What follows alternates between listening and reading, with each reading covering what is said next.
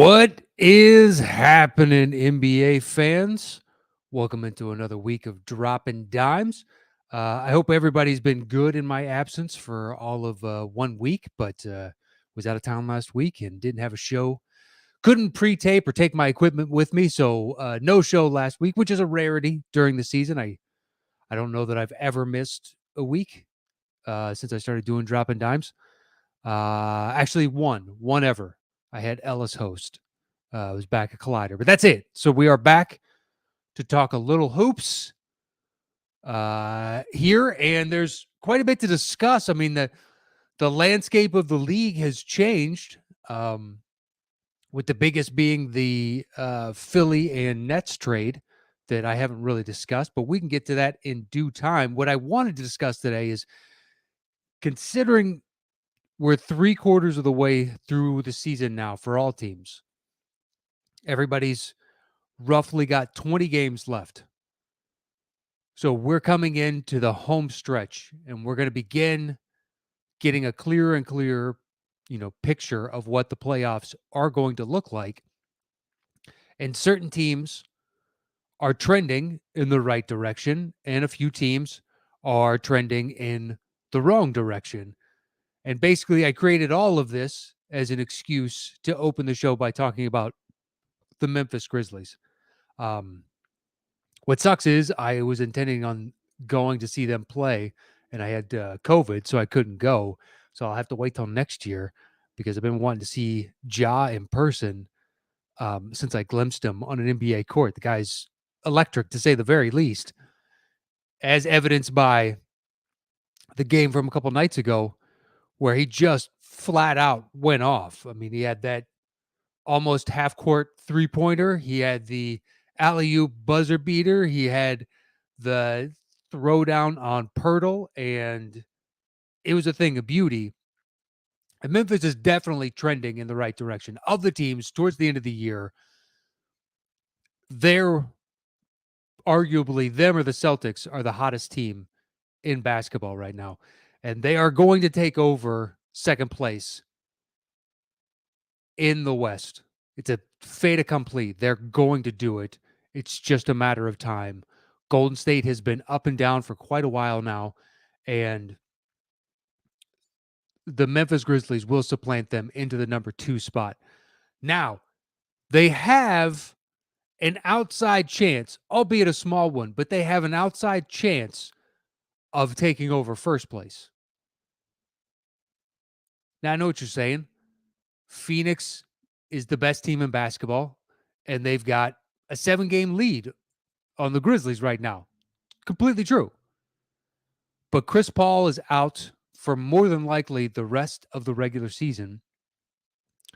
And when you take off his floor generalship, now you need Campaign to be that guy out there. And he showed flashes of it in the playoffs. I'm still not sure that I'm a buyer or believer of that night in, night out, but, prove me wrong, Cam. But then, Devin Booker has stepped up in these past 3 games in his absence, but they're 1-2 in those games. And now Booker's going to be out tonight. And if you look at their schedule, there's a very good chance they're going to hover right around 500-ish because their strength of schedule is pretty decent. It's nowhere near as good as Memphis's. Memphis has the second easiest strength of schedule to close out. So they play more teams that are sub 500 than damn near everybody else in the league. So given their easier schedule to close, and Phoenix now dealing with the absence of arguably their best player. If you want to sell me it's Booker, that's fine. I just think that CP gives them the identity with which they play now. And he's so methodical late in game that he calms and steadies them. So to not have that leader out there, steadying his guys, calming them down, could have a detrimental effect. And perhaps they don't feel the pressure since they have such a great lead right now on the rest of the West, that some of these games could easily slip through their grasp. And Memphis is just full throttle right now. And the crazy thing about Memphis is once you start to look into the stats, it doesn't make a lot of sense. They're roughly middle of the road in overall field goal percentage. They're like 14th or so, which is fine. They're shooting 47% from the floor. Not great, but not the worst. They attempt almost the least number of threes in the league, which in the modern NBA is usually a recipe for disaster, but they attempt 29 and a half threes a game, which puts them at 28th out of 30 teams in the league for overall attempts. Then you couple that with they don't shoot that many of them, and then they shoot 34.2% from 3-point, which puts them at 21st in the league, which should be the death knell for any team. How in the world are they surging in this direction when they shoot average from the field overall, and then they don't shoot well by any stretch of the imagination from three? And I mean, it'd be one thing if you're shooting 34% and you're also, top 5 in attempts. Well, you're making up for that low percentage in the aggregate by getting more shots at the rim, but they're not shooting that much, and you're not shooting that effectively. The difference where they make up for it is in hustle. They crush in a lot of hustle stats. Here's another one on the shooting side. They're number 1 in free throw attempts, but 28th in free throw percentage at 71.6%. So they get more free throws than anybody else, but they make them at one of the worst rates in the entire league. There's only 2 teams worse at making free throws. But anyway, on the hustle stats, now they don't turn the ball over too much. They're in the top third. They're at number 10. But where they crush the rest of the league is they're number 1 in rebounds, and they're number 1 in offensive rebounds. And the difference between them and second place in offensive rebounds is the difference between second place and 7th place. So they're just getting more shots, which also leads to they're number 1 in field goal attempts and number 2 in field goal made. So they're just taking more shots, and they're exerting more force and more of their will when it comes to tracking down those loose balls, those 50-50 balls. They're getting more of them. They don't. They also cause tons of turnovers. They're second in blocks overall, and they're third in steals, and they're only a third of a steal a game behind number 1. Number 1's at like 9.3, number 2's at 9.1, and they're at 9 steals a game. So it's not like they're wildly far off from being number 1 in steals either, although with 20 games left in the season, more than likely it's going to stay somewhere right around this point. They might be able to take second place. We'll see. But still, so it's all the hustle stuff. They're going to crush you on the boards. They're going to crush you on the defensive side. They don't turn the ball over much. They get to the free throw line. It's just weird when you look at it overall. You look at the percentages, like they shoot okay from the floor, and they shoot poorly from 3, and yet they're a team that everybody right now is fearing because they're playing with such brash confidence, and deservedly so. But it's just all these young guys who really have a sense of the moment and that they're going to push and they're going to make you earn every second. Desmond Bain talking shit to LeBron, basically saying, we're not afraid of you. And shit, Luka was saying that last night. I don't know if anybody watched that game, but Luka's calling for a switch to get LeBron on him. How the tide has turned. Still, though, asking a lot of a guy with that many miles on his odometer after playing all these years in the league, and he's still a really good defender when he needs to be. It's just for 48 minutes, that shit isn't going to happen anymore. But to see someone actively call to get a switch to get him on him, I don't know. You knew that day was coming, and yet still it's weird to see. But Memphis, they're just coming for you. So they have a chance of being number one in the West, of controlling their destiny. Now, the likelihood is pretty slim. Phoenix just needs to play basically like 55 or 600 ball to close out the year, and Memphis would have to be near perfect, and it's just not going to happen.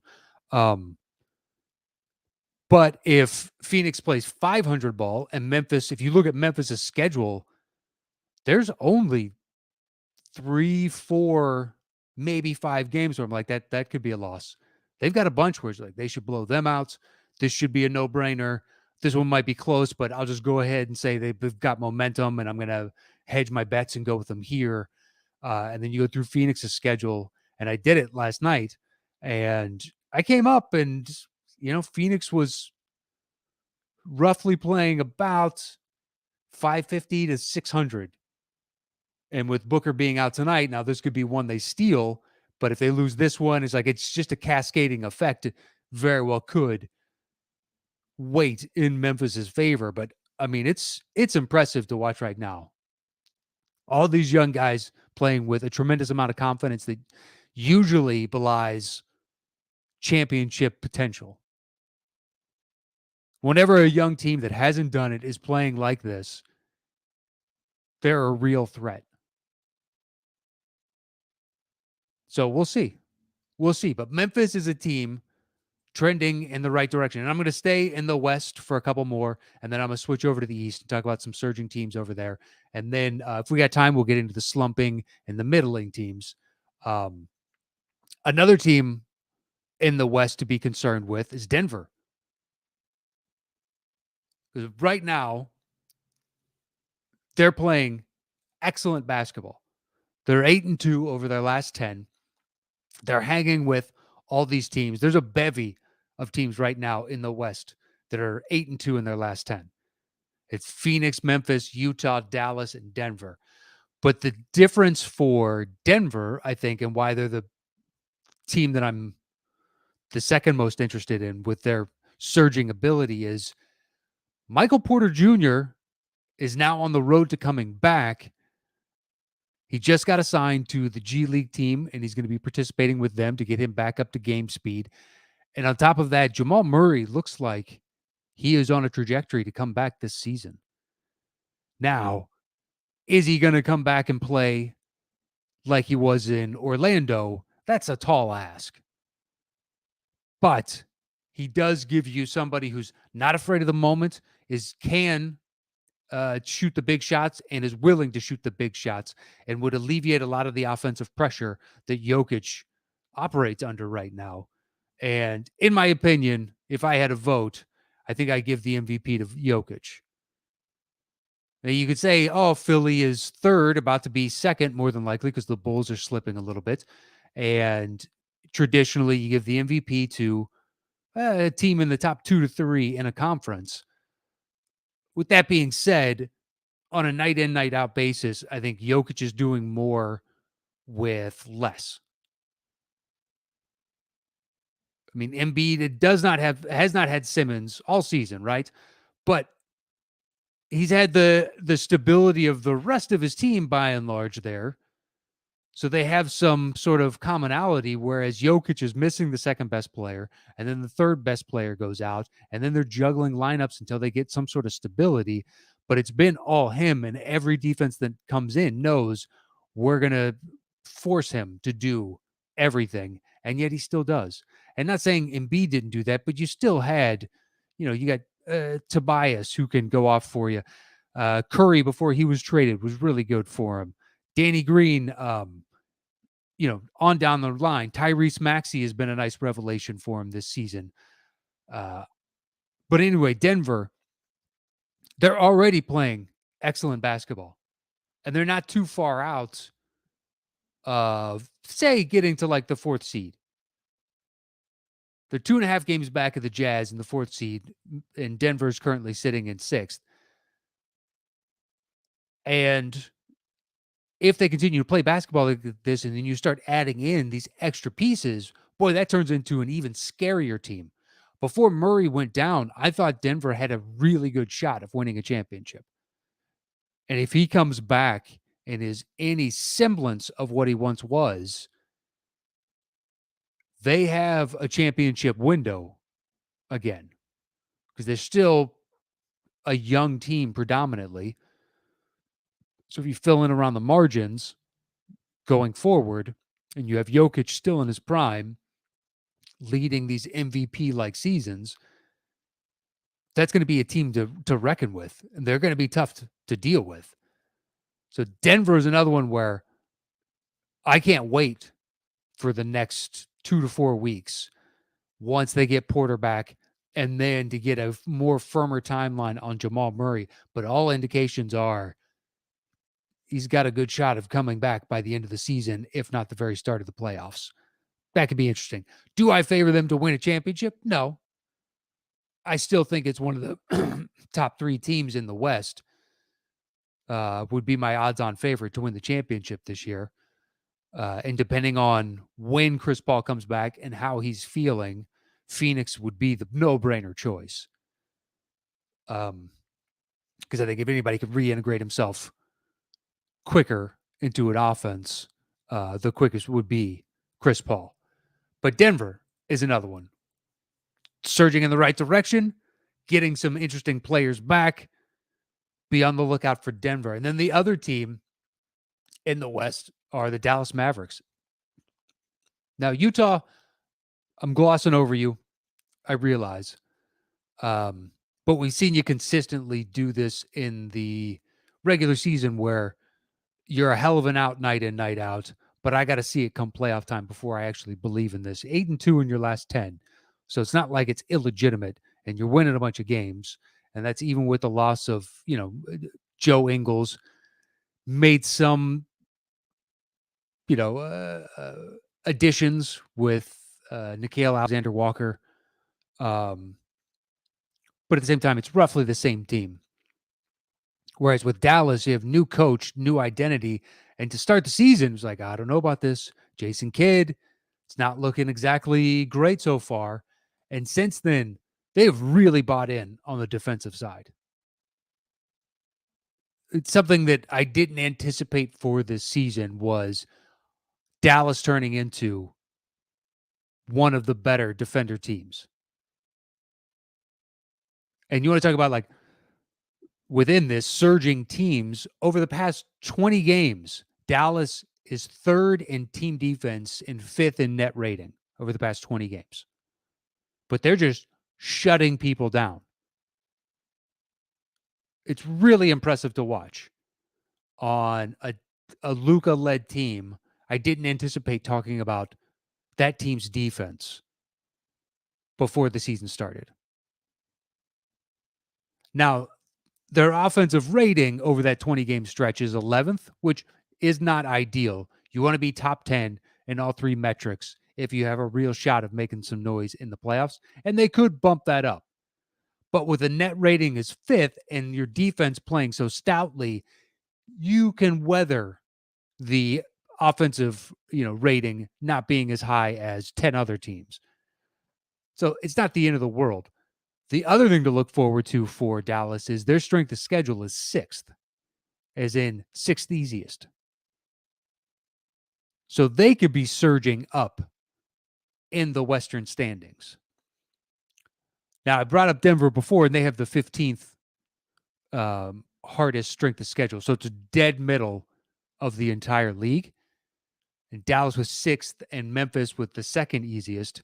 So the Warriors are dropping, kind of guaranteed.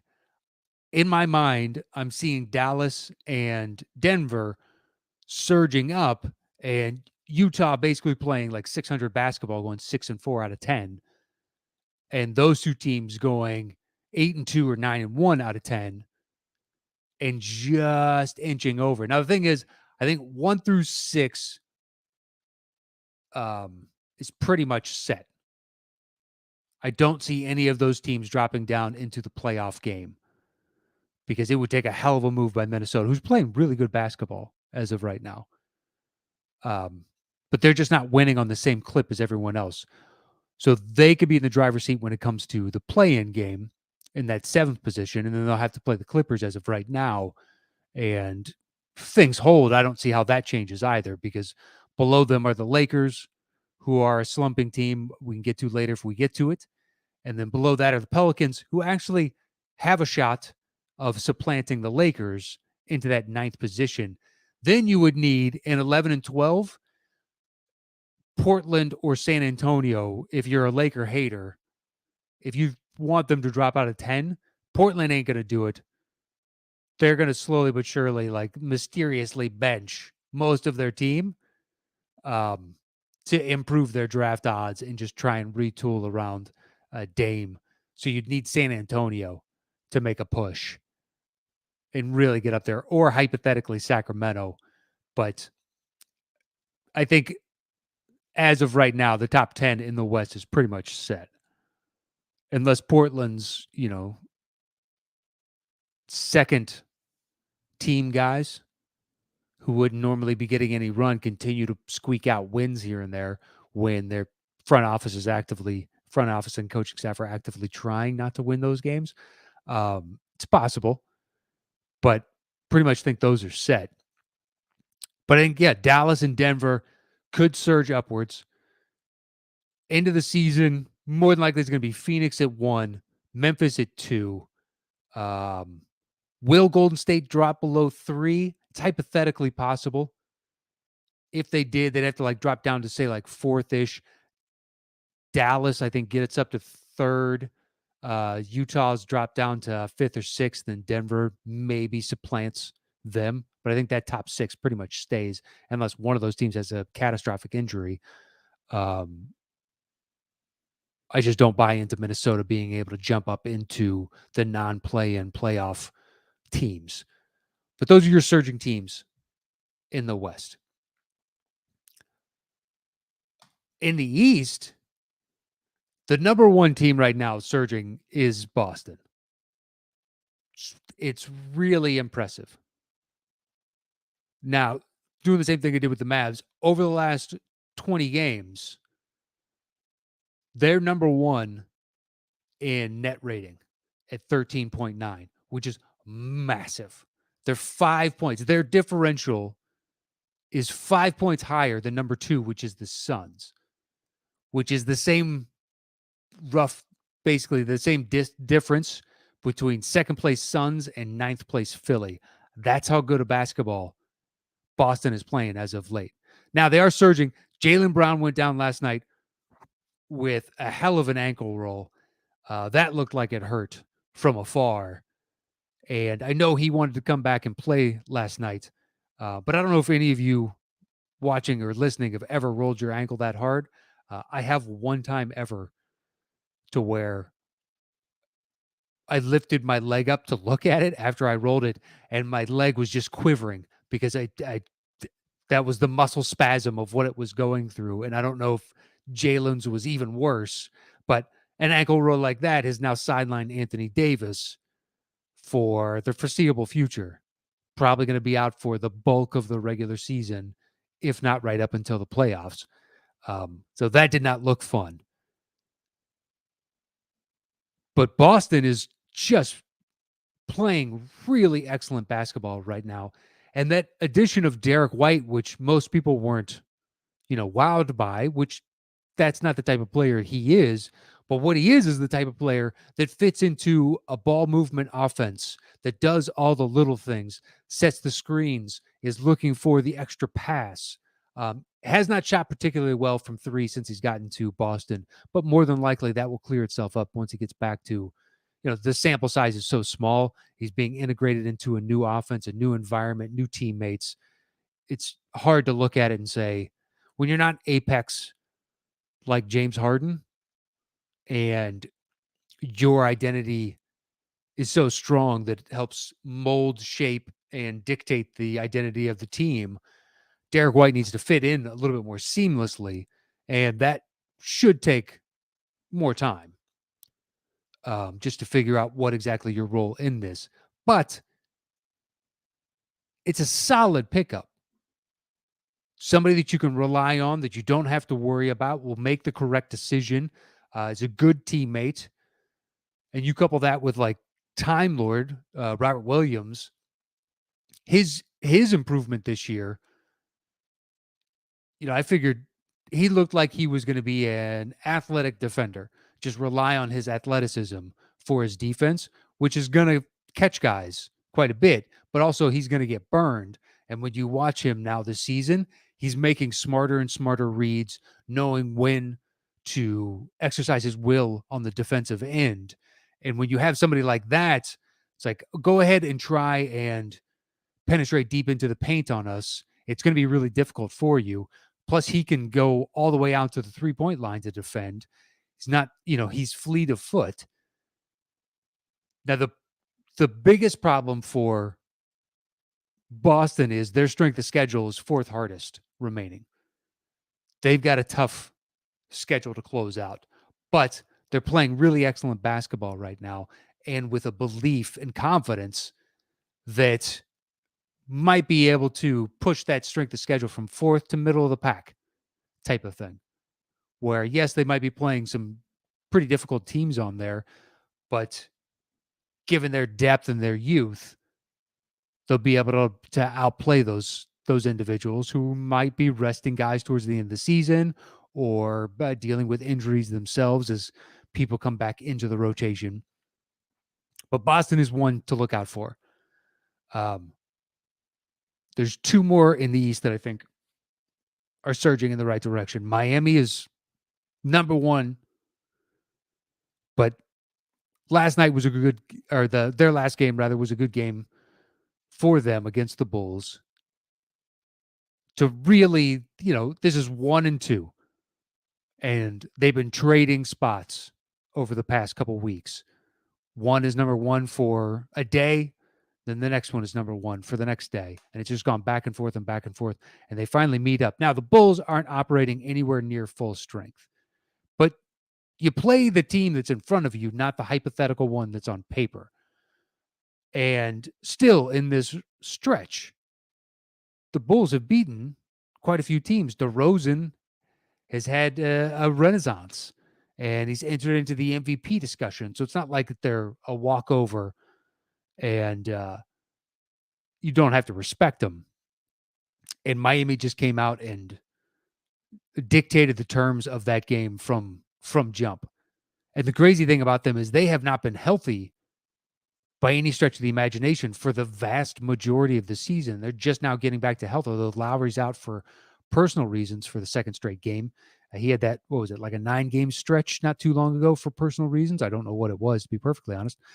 But they've just gotten back to some semblance of full strength, and they're number one in the league right now. Now, they've got a decently hard schedule. They're middle of the pack.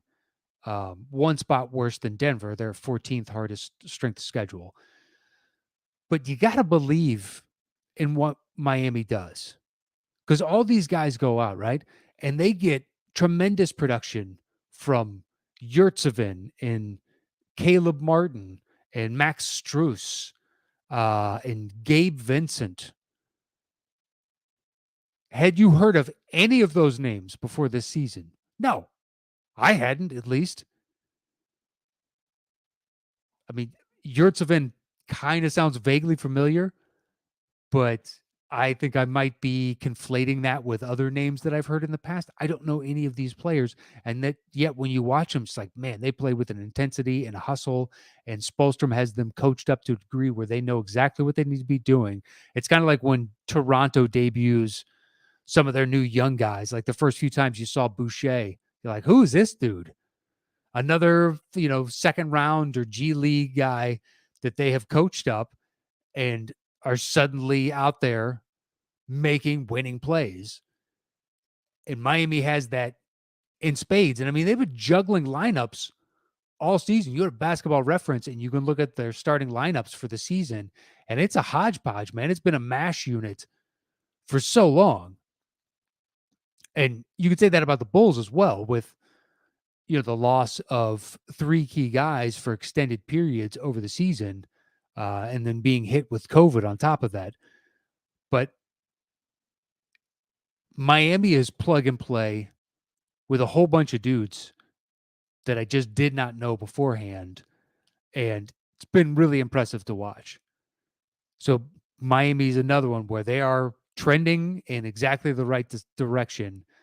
And while things could not dramatically change, but things could change in the East, I think it's theirs to lose as far as home court advantage over the course. Um,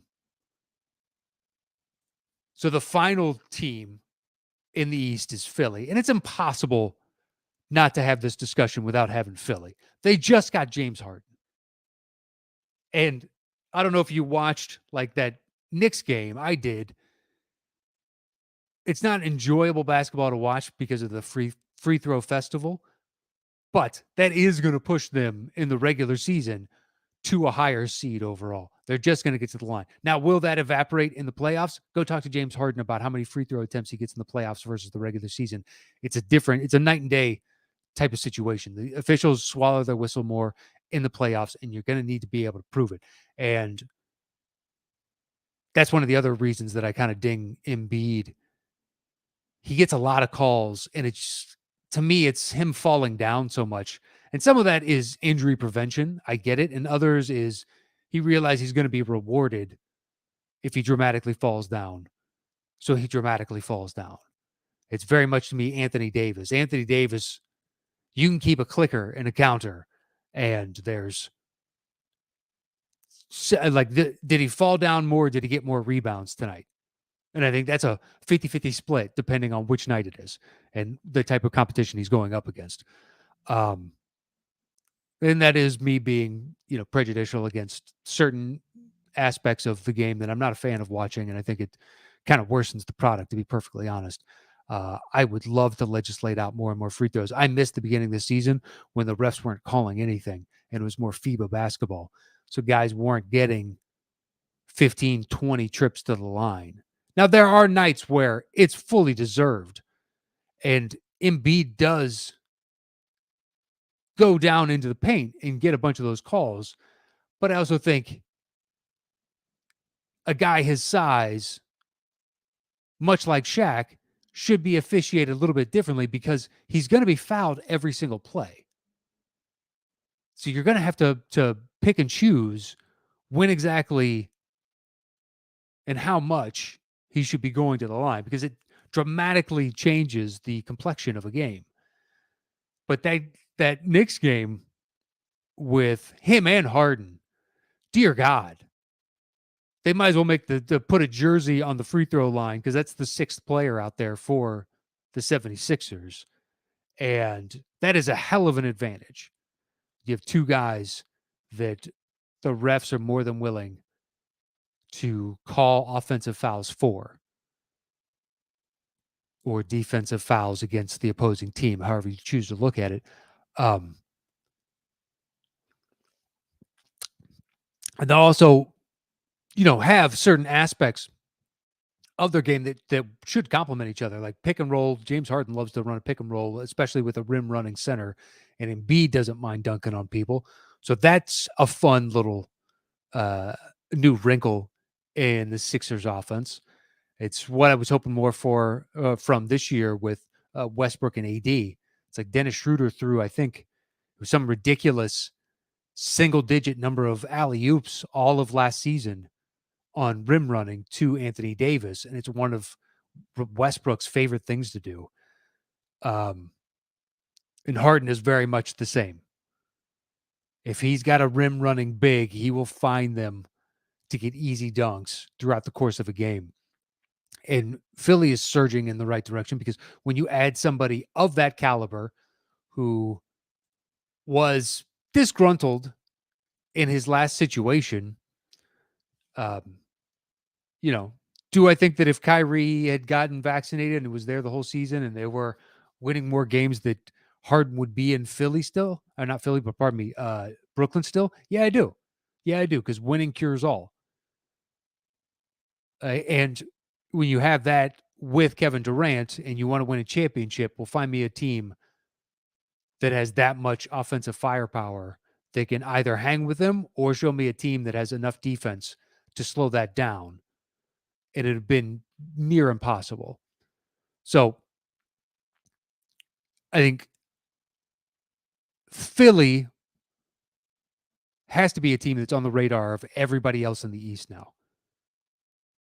They went from an interesting one that I think could be had in the first round and teams wouldn't fear as much to, well, they're going to be a tough out no matter what round you get them in. So they're surging. They should be surging in the right direction. Right now, their record over the last 10 doesn't belie that fact, but they haven't fully integrated Harden. So we'll see how this, ends up after another 20 games, where this rolls out. All right, I'm going to get into the chat since I've been yammering on now for 37 minutes. Jake Cleveland says, as a Jazz fan, I'm scared of the Grizzlies. I do not blame you. The only team I think that shouldn't be afraid is a fully healthy Phoenix team. I think everybody else should be rightly afraid of Memphis. Jeremy Bowers asked, why do you think the Warriors are so up and down? Well, they're reintegrating Clay back into their offense. Draymond has been out, and he's the linchpin of their defense and helps them on the offense. He's a catalyst for passing the ball around and pinging it from the elbows and from the free throw line. But just someone that can survey the court, read what the defense is going to give you, and then figure out where the optimal place is to get the ball going to. Steph is shooting the worst of from three in his career on second highest most attempts. Now, I'm not including the 2019-20 season where he only played 5 games. That doesn't count. Sample size is too small. If you extract that, this is the worst he's shot from 3.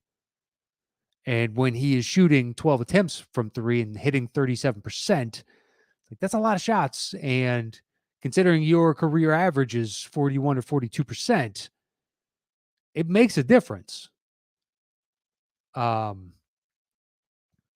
Plus, Wiggins has not played well as of late. His numbers are down. Clay is just now, he's slowly rounding into shape, and his minutes are creeping up to, I think he's at roughly like 25 minutes a game right now, and he used to average 34 to 35 a season. So it's slowly getting back to, but I think it's just they're a shooting team, and if they go, they're a jump shooting team rather. If they go slightly cold, they don't have the interior presence to out rebound people. So on those cold nights, they're going to get, they're going to take an L. Now, it hasn't happened too crazy often this season. They're still the second best team in basketball right now by record. I just think that they're, they have to be worried about slipping. Definitely out of that top 2, but down to 3 or 4, you just don't want to lose any semblance of home court advantage. And I think slipping past 4, I don't foresee happening. But out of 2 down into 3, done. I'll guarantee that happens. And what happens after that, we'll see. Riley Pangrass is answering Jeremy. They're not having a nice little chat there. And then Jake Cleveland, I love it. There we go. That's what I want to see. A chat amongst yourselves within there. Somebody brings up a question. I didn't address it immediately. They're still, participating in the show. Beautiful. Way to be Jake, Jeremy, and Riley. Marcus Driscoll says that Adams for JV trade got a lot of shit in the offseason, but it was a great deal for the Grizzlies. And Brooks will be back soon, too. I actually am not a Dillon Brooks fan. I would prefer to just have Desmond Bane play all of those minutes because I think Brooks can shoot you out of a game. I appreciate his confidence. It's a thing of beauty. And at the same time, I feel it's misplaced. So I could easily be proven wrong, but I would much rather be giving those shots to Desmond Bane. But yeah, JV, I thought, was an excellent individual for their team. Gave them a lot of what they needed, especially some 3-point shooting. And Steven Adams, who doesn't love Steven Adams? Let's be perfectly honest. Seems like one of the best dudes. But if he's not catching a lob, I'm not sure what he's shooting. So it's like, oh, okay, what exactly is he going to give you? But he helps to give you what I brought up earlier, those hustle stats. He's helping you on the boards, and especially the offensive boards, and blocks, which they're top of the league in, and all those small little things. It gives you an enforcer out there, somebody that you got to respect. Um, Frees up Jaren Jackson Jr. from having to play any kind of fives or anything like that.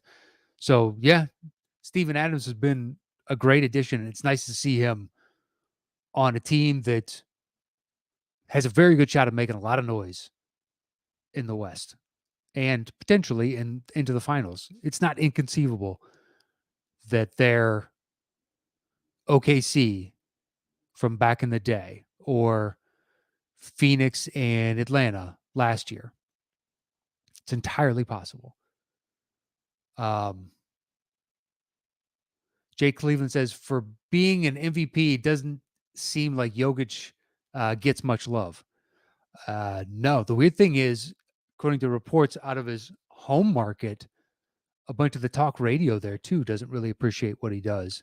But then when you watch him, you're like, this dude is amazing. Just flat out amazing. Still looks out of shape, even though he's in better shape than I am. And yet he is crushing dudes. So then Riley Pangrass, there we go. Even more inner discussion chat there going on. So Marcus Driscoll says Utah, Denver, and Dallas are really bunched up at the moment. Tomorrow night's Boston versus Memphis game is going to be fire. Yeah. The two hottest teams in the league right now squaring off. Now, I haven't seen an injury report on Jaylen Brown, so not entirely sure it's a true representation of the two teams if Jaylen Brown isn't out there. But that being said, once again, you play with the team that you have, so should be really interesting. All right, so more and more of the inner chat discussion. So Riley Pangrass says, missed the last Philly game. Was Embiid's 60 free throws him falling or just teams unable to guard him one-on-one now due to Harden? I mean, look, some of them were legitimate. He's getting crushed. And there was just one where it was a ticky-tack foul and Embiid fell down. So the ref just knee-jerk calls the foul. And you're rewarding bad behavior, in my opinion. And Giannis draws just as many free throws, but Giannis is barreling into the lane for all of those. And you never see Giannis fall down unless Giannis got knocked down. He would rather try and muscle his way through the contact and then mean mug you afterwards. And I have zero problem when a guy is getting that many free throws when he's barreling into the rim. It's like at the start of the season when Jimmy Butler was still getting all his free throws and everybody's like, well, see, maybe the rules change. Some guys are still getting their free throws and they're not swallowing their whistles because, yeah, Jimmy doesn't shoot from outside until late in game. If the Heat or whatever team he's on needs a three, he is going to shoot from 15 feet and in. So he's going to draw those fouls. And Embiid should be doing that. It's just the falling every time. Him and Davis, it kills me. Like just some of the bullshit. It's like you're so much bigger than everybody out there, especially Embiid. You're mass. There's no way you should be pinging off dudes and falling down this much. But anyway, it's a little of both. I would say most of them are deserved. But he he gets a few ticky-tacks that just drive me nuts. But perhaps that'll change. I don't know. Need to watch more games of this newest iteration of the Sixers. So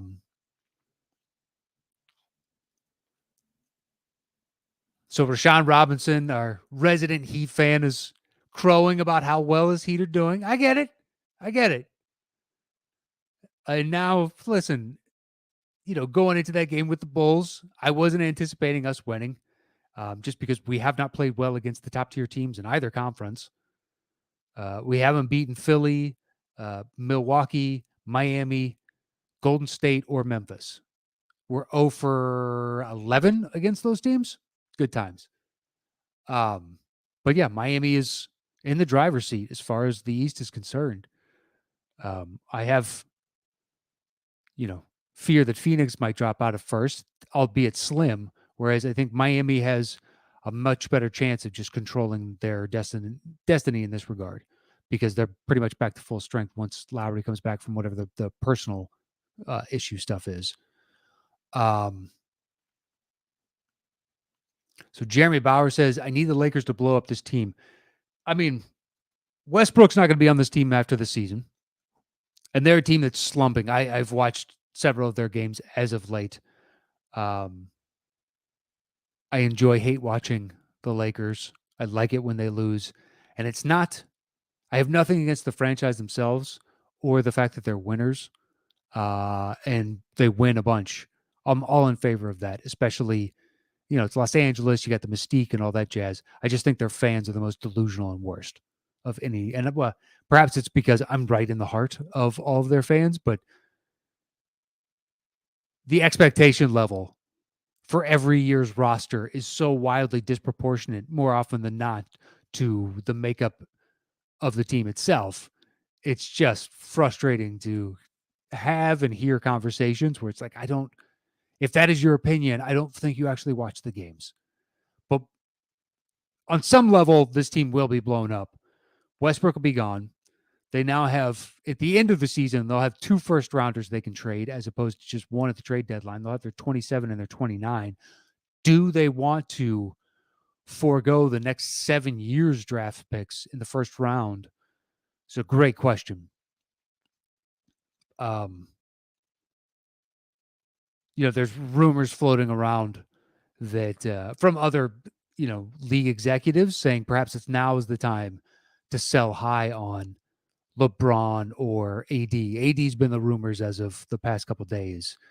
And LeBron was like last week when he was doing all the nonsense from the All-Star game of praising Sam Presti and talking about how he's the third All-Star from Cleveland and yada, yada, yada. They just don't have a lot of assets to really blow up too much. I mean, Westbrook will be an expiring contract technically after the season. I just don't know who wants to take on 40 some odd million of an expiring Westbrook deal and give up assets for that right, unless it's a small market team and he indicates that he'll re-sign with them. And even then, what kind of number does Westbrook need to make himself feel whole in order to want to re-sign with said team? Because I don't want to pay him anywhere near that type of money. Do I think he'd be good on somewhere like New York? Yeah. Will he propel them to championship level? No. But he give them a, hey, I give a shit here night in, night out, unlike Julius Randle, say. There's just moments this season Julius Randle is fully checked out in games. So, I mean, that's going to be the biggest move. And then after that, it's just going to be all the stuff on the margins. Most of your vet men's are going to be gone. And you're going to be cash strapped anyway, unless you can get off that Westbrook, but you're going to have to take money back. So it's not like you're going to be making dramatic improvements again. They will find somewhere for West, but I just don't know where that will be. But yeah, they had, according to all reports, they had 0 takers on a THT plus none plus first rounder, THT plus Westbrook plus first rounder, THT, like nothing. Their assets are some of the lowest in the league as far as ones that they are willing to trade that have any semblance of value outside of Anthony Davis and LeBron James.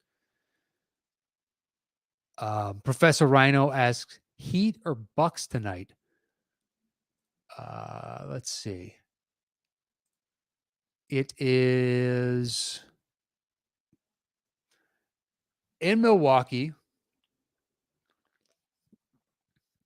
But Milwaukee's been up and down as of late.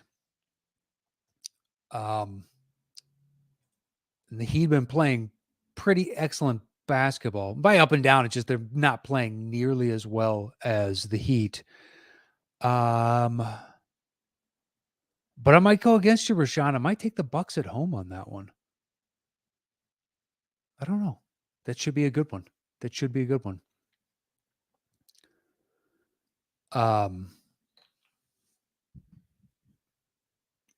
So Rashawn says LeBron wasn't the problem.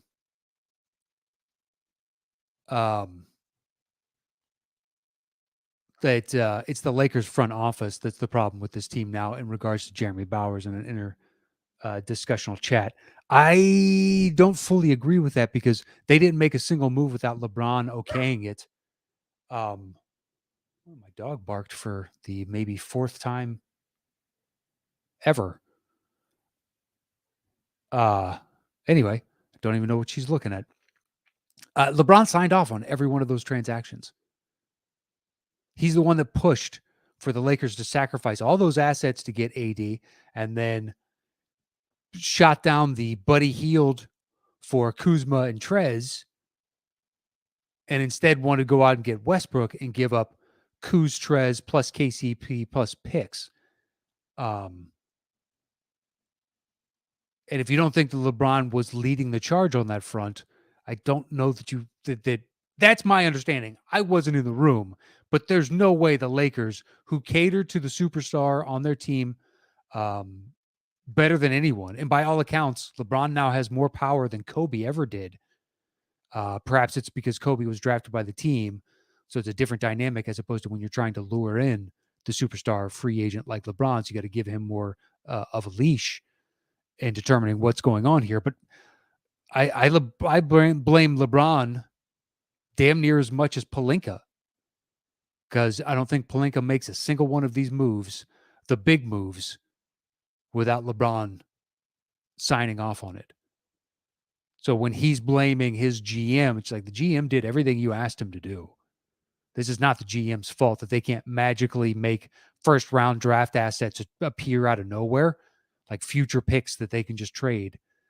Like, it's easy to praise Presti when he's sitting on 57 draft picks, but that team is still in the bottom of the West with no clear, real identity. They've got some very interesting pieces in SGA and Giddey and Dort, but interesting pieces does not translate into a championship.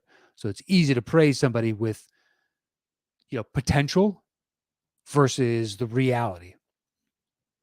But anyway, I think that's it for today. We've gone 53 minutes. We talked about all the surging teams to keep an eye on. Rashawn, I apologize that I potentially opted against your guys tonight, but I'll stick with it. I'll say the Bucks, depending whatever the spread is. But I imagine the spread is pretty close considering how well Miami's been playing as of late. So if you think Milwaukee's going to win, you might as well take them because more than likely Miami is favored in this game, but I don't know. But anyway, that is it for Dropping Dimes this week. Thank you to everybody that showed up. A lively chat. Tons of people watching live. Apologize for being off last week, but I will be riding it out until the end of the season, not missing a week unless something major happens in my life. But that's it for Dropping Dimes. You can follow me anywhere at Matt Knost. I'll see you guys next week with another brand new edition. Until then, stay safe out there. I'll see you guys next week. Adios.